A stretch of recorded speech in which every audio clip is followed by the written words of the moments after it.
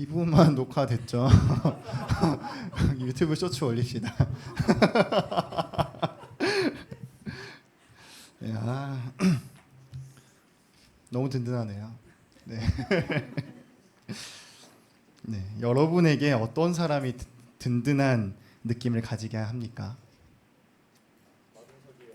마동석. 혹시 이런 사람 어떻습니까? 현재 턱걸이로 기네스 신기록을 세운 일본의 켄타라는 인물이 있습니다. 그의 기록은 24시간 동안 한 것인데요. 네, 혹시 몇 개를 했을까요? 혹시 이걸 맞추시는 분께는 제가 첫사랑 음료를 쏘도록 하겠습니다. 네, 800개 땡 업입니다. 24시간 동안이에요. 24시간이 한 번도 안 쉬고가 아니고 쉬면서 또 밥도 먹으면서 하는 거예요. 24시간. 네. 밥도 먹으면서 한다고요? 네.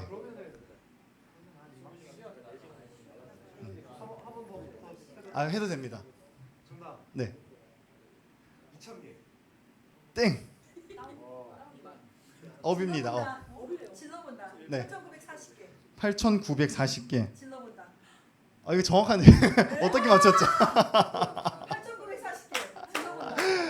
아, 개수 끝에 자리가 똑같이 맞췄습니다. 이거 어떻게 된 일이죠?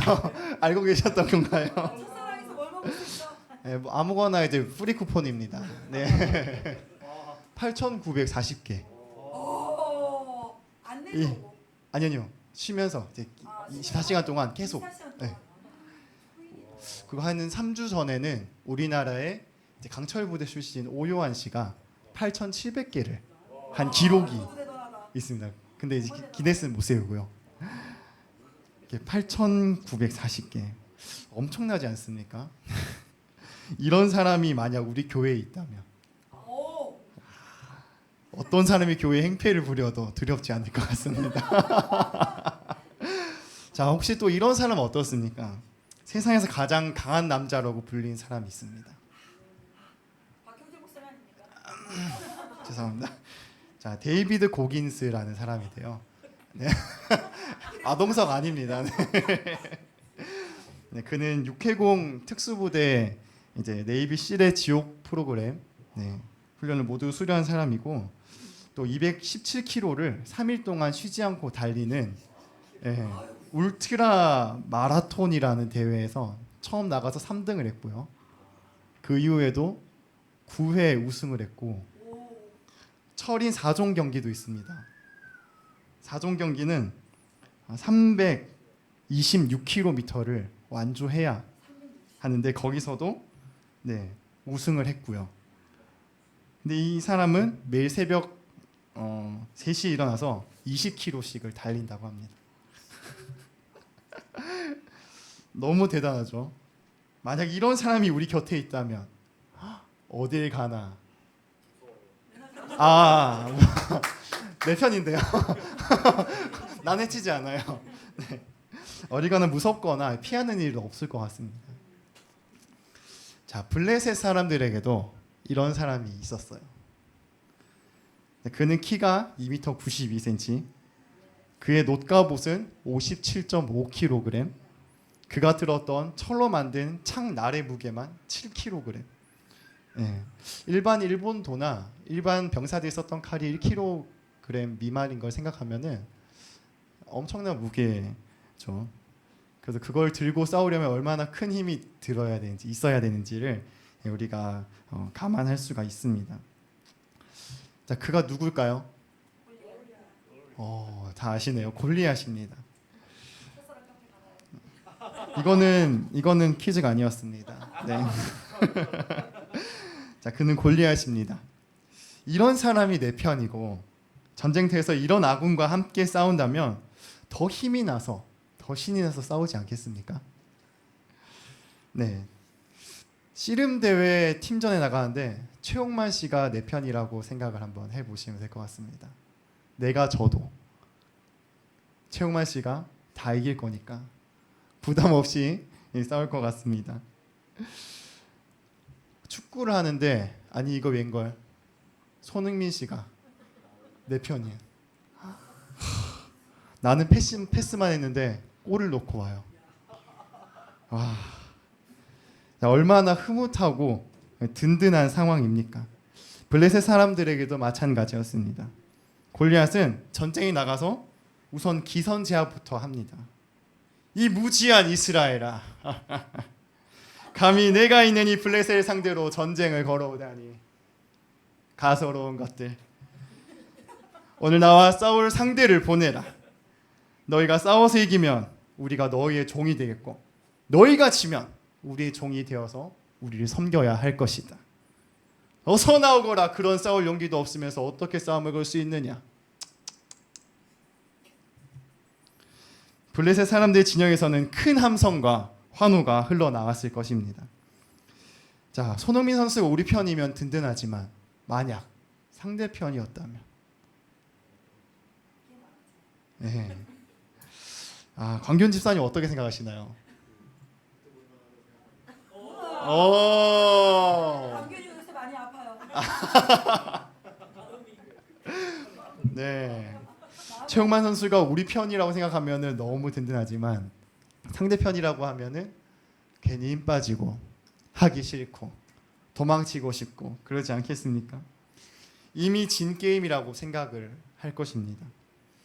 최선을 다하려고 해도 몸에 힘이 쭉 빠지고 아마추어 상대로 프로가 나오는 게 공평하느냐? 키 차이가 너무 나지 않느냐? 몸무게 차이가 너무 나지 않느냐?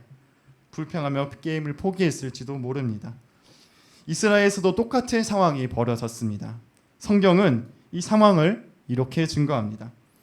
사울과 온 이스라엘이 블레셋 사람의 이 말을 듣고 놀라 크게 두려워하니라. 특히 이스라엘의 왕인 사울도 온 이스라엘 병사도 놀라 크게 두려워했다고 증거하고 있습니다. 이때 이새의 아들 다윗이 등장합니다. 도시락을 들고 왔어요. 그때 이스라엘 진영을 향해 소리치는 블레셋 장군을 보았습니다. 다윗은 만군의 여호와를 섬기는 이스라엘의 군사를 모욕하는 모습을 참아 볼 수가 없었습니다. 그리고 그는 이렇게 얘기합니다. 저 할례 받지 않은 블레셋 사람이 누구이기에 살아계신 하나님의 군대를 모욕할 수 있습니까? 저놈을 죽여 이스라엘 지역을 제거하는 사람에게는 어떤 대우를 하실 것입니까? 그의 거침없는 말이 사울의 귀에 들어갑니다. 사울은 그를 당장 데려오라고 합니다. 그랬더니 에게 소년이 나와왔습니다. 그러나 다윗은 사울을 앞에 두고 왕을 앞에 두고 이렇게 얘기를 해요. 함께 읽어보겠습니다. 사무엘상 17장 32절이에요. 시작. 다윗이 사울에게 말하되 그로 말미암아 사람이 낙담하지 말 것이라 주의 종이 가서 저 블레셋 사람과 싸우리이다 하니. 어린 소년이 왕에게 이렇게 말한다는 사실 자체가 너무나도 재미있는 상황이 아닐 수가 없습니다. 다윗의 말은 사울에게 이렇게 들렸을 것입니다.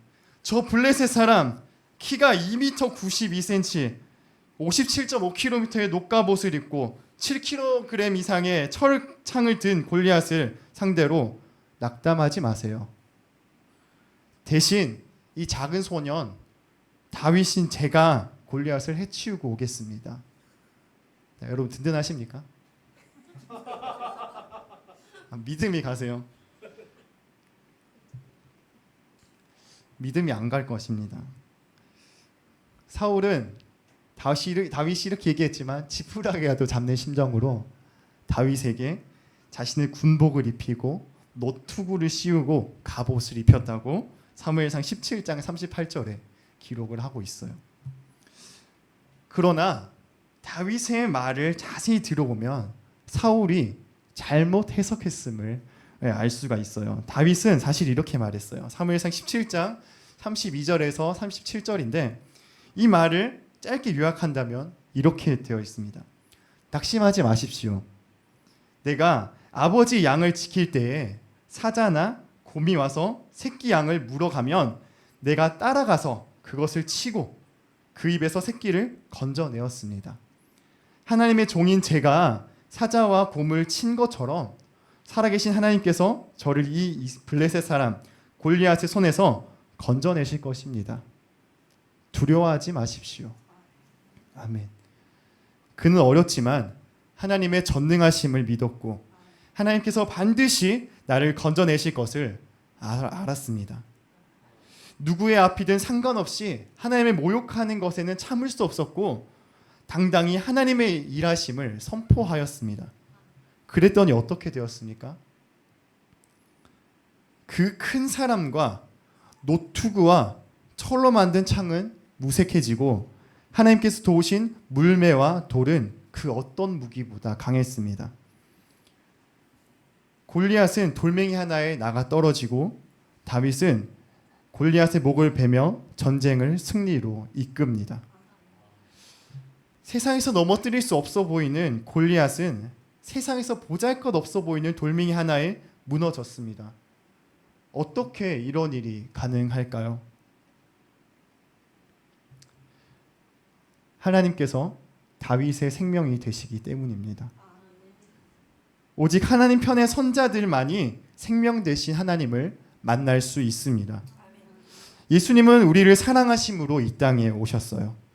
영원히 내 편이라 말씀하시며 사랑한다 말씀하세요. 제자들은 예수님을 만나 능력이 많은 분임을 알게 되었고 예수님이 메시아임을 알았습니다. 그러나 그들이 메시아임을 믿었던 것은 생명 되시고 영원한 왕이신 메시아로 오신 것이 아니라 세상의 권세 잡을 왕으로 오셨음을 믿었던 것입니다. 그들은 누가 큰 자냐 떠들었던 자들이었고 예수님의 오병이어 기적이후 남겨진 떡을 두고 온 것에 아쉬워하던 자들이었습니다. 예수님의 기적을 보고도 그가 누구이기에 바람과 바다가 순종하느냐 하던 자들이었고 예수님께서 바다 위를 걸어오실 때 유령이라 떠들던 자들이었습니다. 그들의 행동이 보여준 것은 예수님을 메시아로 본 것이 아니라 능력이 있는 세상의 권력을 가질 수 있는 가능성 있는 사람으로 본 것입니다. 마가복음 6장 15절에 세상 사람들이 고백하는 그 모습이 제자들에게도 있었음을 알 수 있습니다. 그런데 여러분, 예수님은 어떤 분이십니까?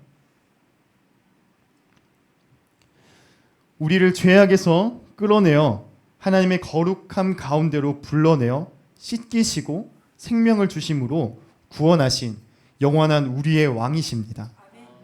죄로 더럽혀진 우리를 피값을 주고 사셔서 우리를 살리신 우리의 구주 되십니다. 아픈 자를 고치시고 병든 자를 치유하시며 배고픈 자를 배불리시고 가난한 자를 부유하게 하십니다. 예수님을 진짜 알아보기 전 제자들의 모습은 세상 사람들과 다를 바 없었습니다. 자기들의 실속만 차리기 바빴던 이기적인 사람들이었습니다. 그래서 이 땅에 속한 골리앗들을 두려워했고 눈을 돌려 욕심의 마음을 내줬고 도망치기 바빴습니다. 그러나 예수님께서 부활하시고 승천하시면서 성령을 보내주신 이후 그들의 삶은 180도 변화되었습니다. 그들은 더 이상 예수님을 이 땅에 속한 가능성 있는 능력 있는 사람으로 여기지 않았고 참 생명이시요 참 메시아요 참 하나님이심을 믿었습니다. 더욱이 예수님이 내 편임을 확신하였기에 매질을 당하고 많은 사람들이 보는 앞에서 모욕과 수치를 당하더라도 두려워하지 않았습니다. 심지어 죽음 앞에서까지 복음을 전하는 모습을 보여주기도 하였습니다. 어떻게 이런 행동이 가능할까요? 바로 예수님이 내 편인 것을 믿는 믿음이 있었기 때문입니다. 예수 안에 생명이 있음을 알았기 때문입니다. 예수님만이 나를 구원하는 분이시고 육신은 죽을 수 있어도 영혼은 능히 죽이지 못하는 이 땅의 권세에 굴복하지 않으리라는 고백의 믿음이 있었기 때문입니다. 사랑하는 성도 여러분, 오늘은 예수님 부활 후 7번째 되는 주일입니다. 예수님은 사역을 마치시고 승천하시면서 성령을 보내주신다 약속하신 날을 기념하는 주입니다. 예수님께서 이 땅에 오신 것은 100% 하나님의 은혜입니다. 하나님의 선물이죠. 이 말을 다른 말로 은혜라고 합니다. 하나님이 우리 편이시면 세상이 줄 수 없는 생명과 평안과 든든함과 기쁨과 자유와 진리의 삶을 살 수 있습니다. 넘어져도 실패해도 보장된 안전한 삶을 살 수 있습니다. 그런데 골리앗이 두려워 하나님이 없는 삶을 산다면 죽음과 두려움과 걱정과 죄악만 있을 뿐입니다. 아무리 돈이 많고 명예와 칭찬이 있더라도 그 삶은 안전한 삶이 될 수 없습니다. 왜냐하면 하나님이 내 편인 것을 믿지 않고 세상에서 능력이 있다 여기는 골리앗에게 생명이 있다고, 가능성이 있다고 믿기 때문입니다. 그래서 늘 두렵고 걱정하고 탁월하지 못하고 근사한 삶을 살지 못합니다. 이런 삶은 위험한 이유는 세상이 우리를 지켜줄 수 없기 때문입니다. 우리에게 생명을 줄 수 없기 때문입니다. 그러면 우리가 어떻게 하나님이 우리 편인 삶을 살 수가 있을까요?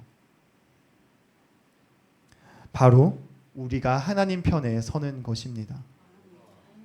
예수님께서 하나님 편에 서서 행하셨던 것처럼 그와 같은 삶을 사는 것입니다. 하나님이 기뻐하시는 일에 함께 기뻐하고 하나님이 슬퍼하시는 일에 같이 슬퍼할 수 있는 삶입니다.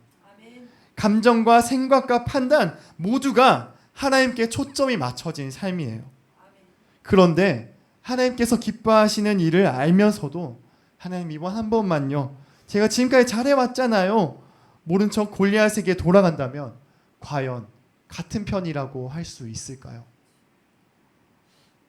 같은 편이라 할 수 없습니다. 하나님이 같은 편이라면 모든 일들을 하나님 편에 서서 생각해야 합니다. 나의 생각, 나의 결정, 나의 이 계획은 하나님이 어떻게 생각하고 계실까?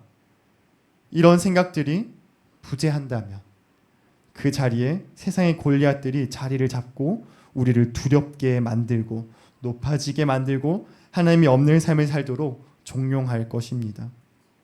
이런 삶은 언제 넘어질지 모르는 위험한 삶입니다. 여러분, 하나님은 늘 우리 편에 서서 우리의 삶을 응원하시고 도우시고 우리를 위해 대신 싸워 승리하는 분이십니다. 우리를 위해 죽으실 만큼 우리를 너무 사랑하는 우리 편이세요. 믿으십니까? 그래서 우리 오늘 본문 말씀 사무엘상 17장 45절 함께 고백하며 이 고백이 우리 삶의 고백이 되기를 간절히 원합니다. 그래서 함께 읽겠습니다. 다윗이 블레셋 사람에게 이르되 너는 칼과 창과 단창으로 내게 나오거니와 나는 만군의 여호와의 이름 곧 내가 모욕하는 이스라엘 군대의 하나님의 이름으로 내게 나아가노라. 아멘. 어떤 상황에서도 사람을 의지하고 잘 보이려고 하지 않고 하나님께 초점을 맞추고 정말 하나님께서 인도하시는 인생이 되길 간절히 소망합니다. 이러한 은혜의 경험이 우리 기쁨교회 성도 여러분의 삶에 차곡차곡 쌓여 하나님의 편에 서서 생각하기를 간절히 축복합니다. 또한 다윗처럼 담대한 믿음의 선포가 제자들이 전한 생명의 복음의 선포가 여러분의 삶에 넘치길 예수님의 이름으로 축복합니다. 아멘. 네, 제가 축복 기도하겠습니다. 지금은 우리 주 예수 그리스도의 은혜와 하나님의 사랑과 성령의 교통하심이 여기 모인 기쁨교회 위에 영원히 함께하길 간절히 축원하옵나이다. 아멘.